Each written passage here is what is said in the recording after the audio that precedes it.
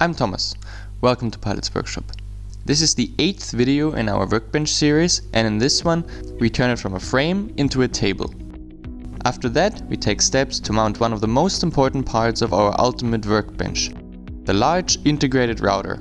So let's get started. Before we put the table surface on, we give a final check to its resting surface. Last uneven parts get straightened with a block plane, so that the plate will rest on all parts of the small cross members that we carefully leveled in previous episodes. Any spots that we just worked on receive a quick touch with some linseed oil. And the surface can be put on. I am using a 21mm waterproof phenolic resin coated birch plywood, also called non-slip plywood. You can see this usually being used as truck or trailer beds. It comes with one non-slip side and one shiny side that is very slippery. Because of how this workbench will be used, I am taking the shiny side up. I had it cut to precise measurements in the Home Depot where I bought it. Again, I should advise to move this with a partner to avoid getting injured or damaging anything in your shop while swinging it around. After dropping the plate into place, I pushed it all the way to the far end. I had it cut to be 5mm short in both length and width, so that it would fit without problems. Since 3 of the 4 edges will receive aluminium T-slot rails anyways, the gap won't be visible on those sides later. So I made sure to close the gap on the remaining side to give it a clean look. Next I secured the table surface with lots of L brackets.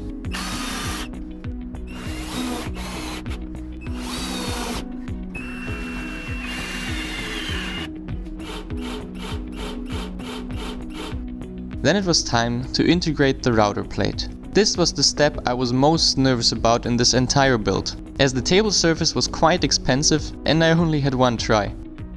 The instructions that come with the router plate are quite good and also describe a method for cutting the recess for it. But instead of using them for that directly, I instead followed those instructions for making a router template first, as this would give me more room for error. So I took a flat and clean piece of MDF and defined the outside edges of the router plate with more straight pieces of MDF. Then I created the 19mm corner radii with a Forstner bit that I gently pushed into the corner.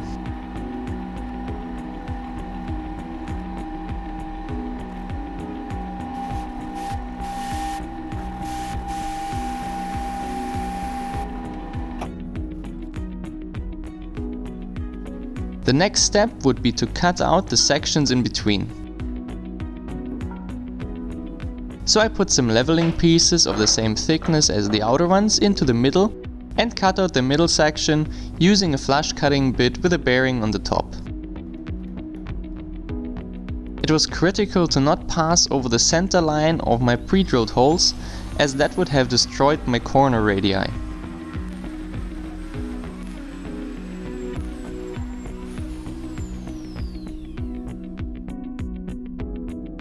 You can see that I already took some time to fill some small errors with wood putty that I sanded flush before continuing.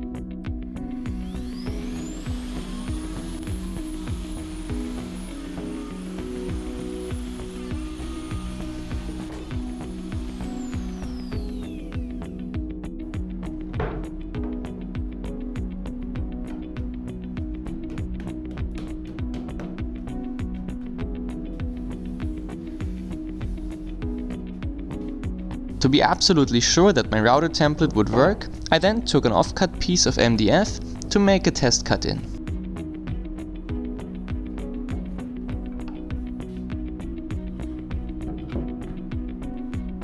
So I adjusted my handheld router for the thickness of the plate and started cutting, using the same flush cutting bit as before.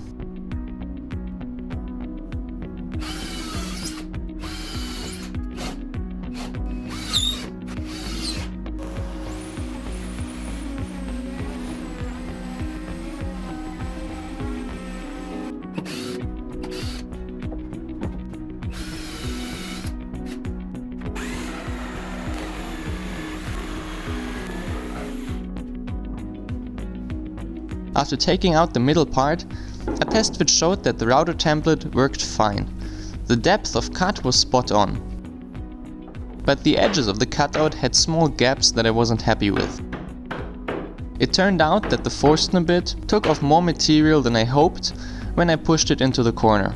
So I glued strips of papers into the corners to fill those gaps up a bit. Then came the big moment. I drew the outlines of the future position of the plate using a yellow wax pen that works quite well on the shiny surface of the phenolic resin.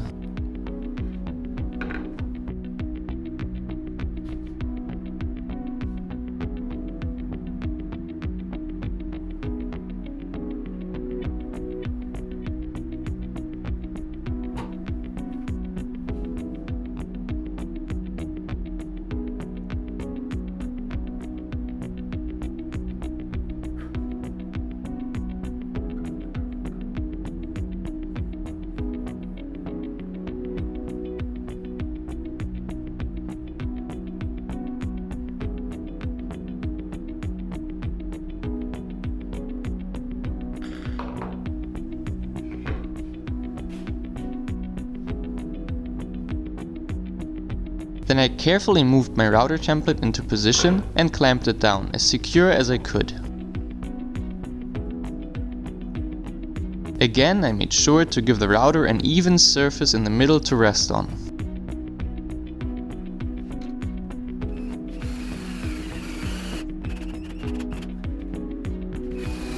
I increased the cutting depth of the router by just a bit, around 0.3 mm from before, to make the cut a tiny bit deeper than it needs to be. This tip I got from the instructions, with the reason being that you can always bring the plate up to level by sticking masking tape underneath it, and adjust it very precisely that way. But if your first cut is too shallow, it would be very hard to adjust the router template into the exact same position as before to deepen the cut.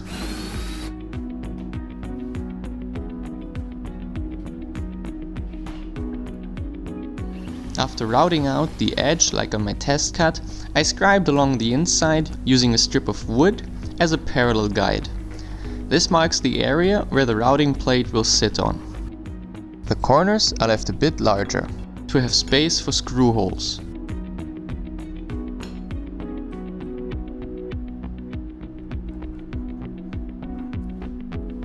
Then the middle can be cut out.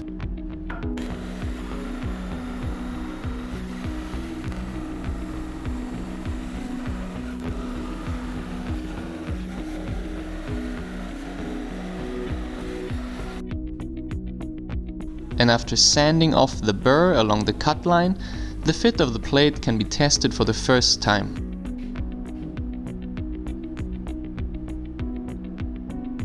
The fit of my plate was a bit too tight.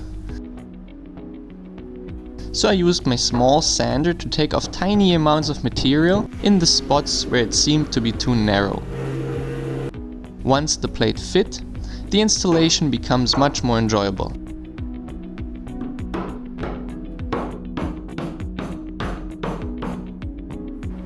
The 4 screw holes were marked and drilled with an undersized drill bit so that the screws could force their own thread into the wood.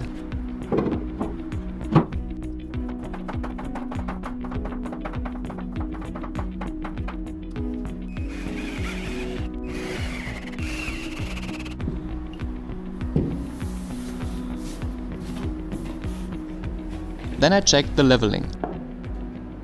As I hoped, the plate was just a hair underneath the surface.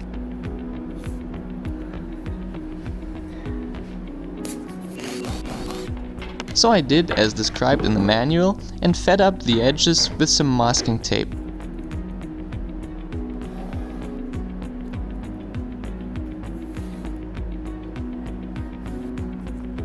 After some trial and error, I also filled up the corners, but stayed clear of the screw holes.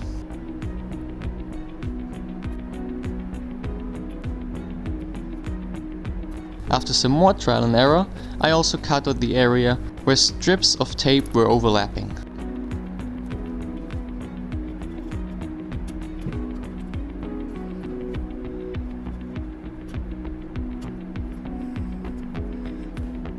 Once the plate was absolutely level with the table surface, I installed the router.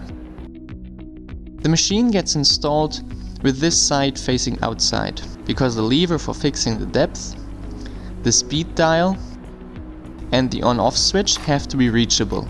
Since I knew what router I would use, I ordered the version of the router plate that was pre-drilled for that machine. That's why all mounting holes are already in place.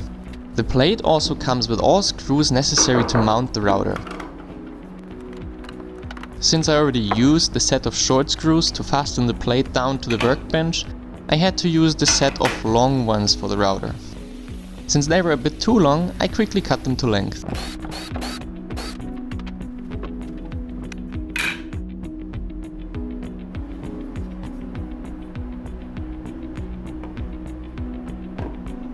Then it was a quick task to fix the plate to the router.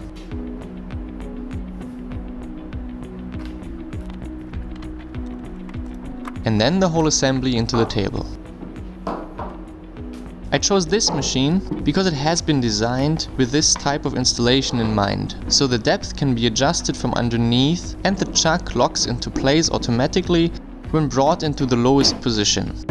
But I will show you that in a minute. The fine leveling of the plate was done by hand.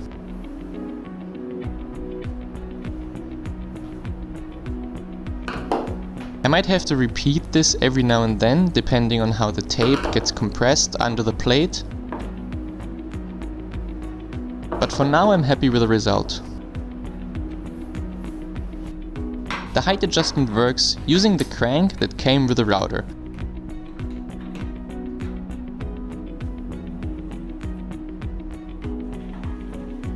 And the machine locks into place when it is in the highest position, with the safety switch in the off position.